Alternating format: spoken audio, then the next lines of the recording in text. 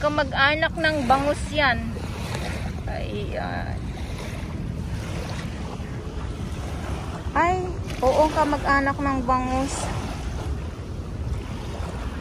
So dahil malakas ang hangin, malakas ang alon, alam naman natin yan, pag ganito talaga yung sitwasyon, masama ang panahon, halo-halong mga basura na po ang mapapadpad talaga dito sa Manila Bay.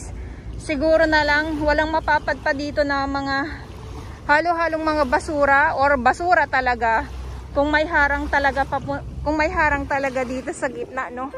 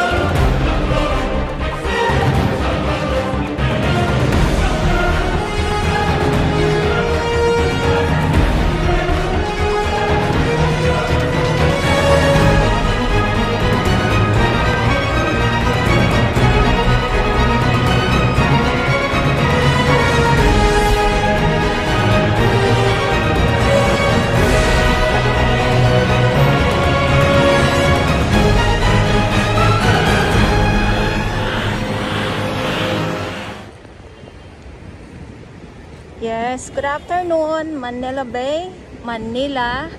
Yacht Club po tayo ngayong araw, Sunday, Pinas. At ngayon ay September 10, 2023.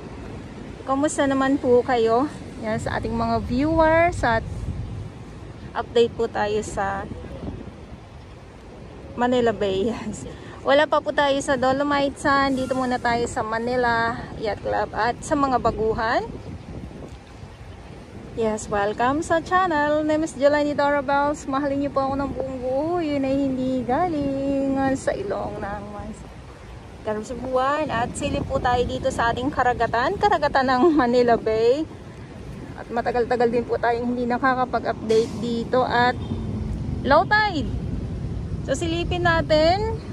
Dahil nga po ay low tide at ito yung view, tirik na tirik ang araw. At kumakabay sila kuya, hello po. Nasa Quirino tayo at dito ayan yung ospital ng Maynila. Doon banda ang Manila Zoo. Silip muna tayo dito ha. At syempre, dahil nga ay panay ang panay ang ulan, sama ng panahon. Ito yung ating mga halo-halong mga basura na nakukuha ng ating DPS Mandaragat. Ayan, sila Ma'am Marisa. So, nandito pa din po ang ating Manila Bay Warriors na hindi po sila nawawala. Umulan, uminit, bumagyo. Nandito po sila. Dito yan sila sa Yacht Club at doon naman po sa may Dolomite Sand, nandun ang ating MMDA, Stero Rangers ng DENR at syempre sa ating iba't ibang mga volunteers. Maraming salamat po sa inyo. So hapon na po sa ating mga viewers.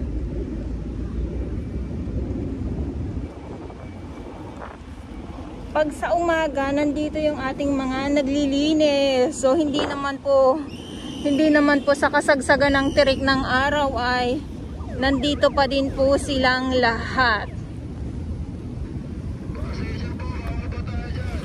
Pumipito ang ating security guard.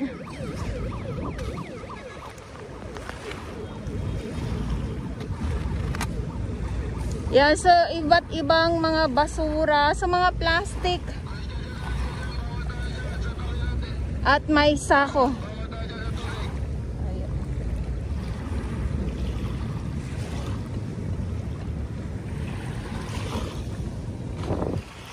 So silipin natin mamaya dahil nga sobrang low tide. So baka mamaya makakita tayo na naman dito ng mga kung ano-anong mga halo-halong mga yamang dagat.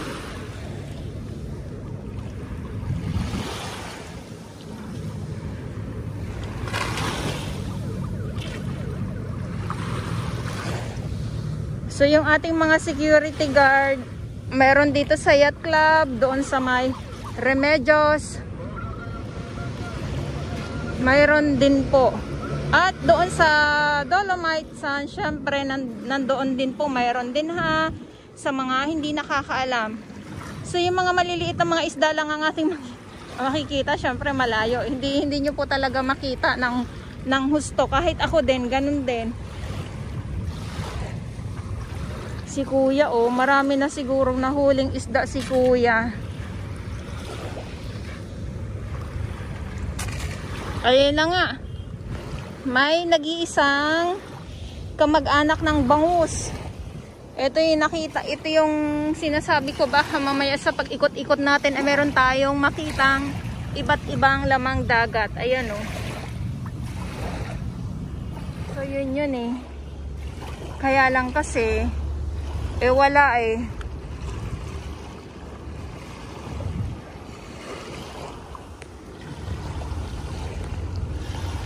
Ayan, so ito yung ulitin ko man pag nag-update ako dito ay ito yung lumang, wait lang, ito yung bagong banyo.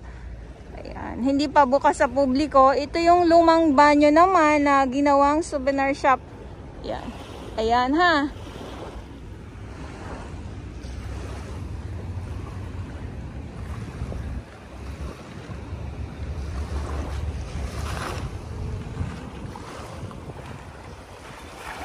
So dito naman sa reclamation naman ay wala. So nakatenga lang po yung mga dambuhalang mga barko dyan na nagbubuhos ng buhangin kasi nga ay, diba, napahinto nga po ang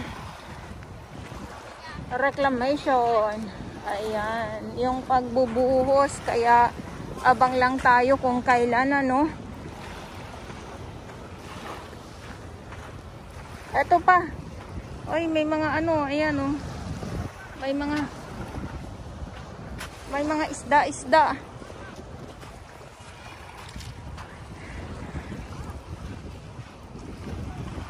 Naku.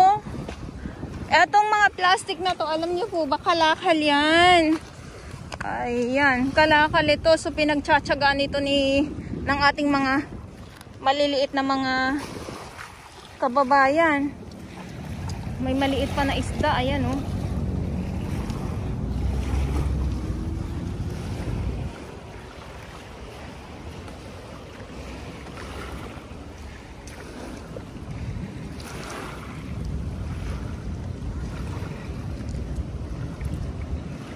So ito naman yung pipe.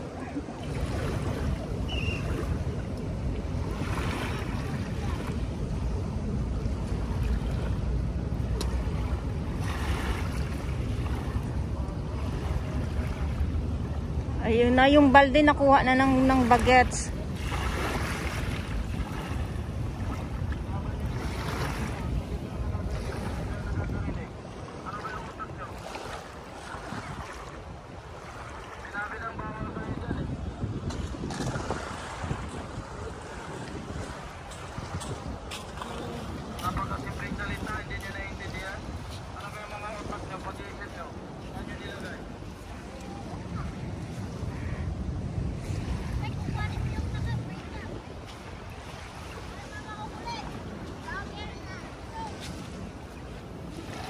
Oh, yung mga isda, oh.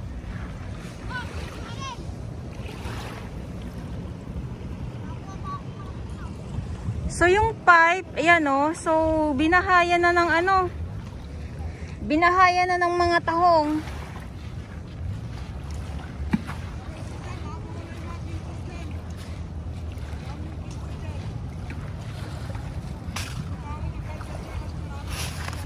Anong ginto, kuya?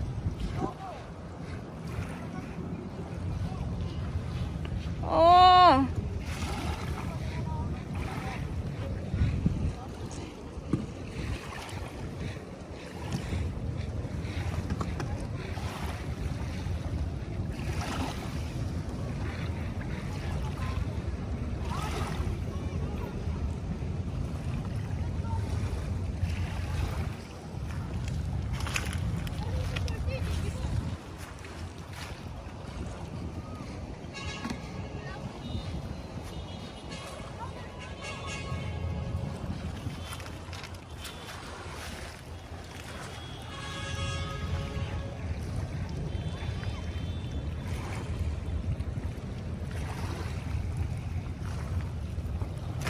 Dahil nga yun ang ulitin ko lang, no, dahil nga sa sobrang lakas ng hangin at talagang araw-araw naman at yung uulan tapos si init.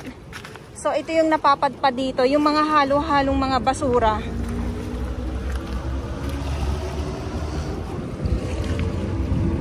So hindi ko naman alam kung may bagyo pa din dito sa Pilipinas. Ayan, kasi yung yung panahon nga natin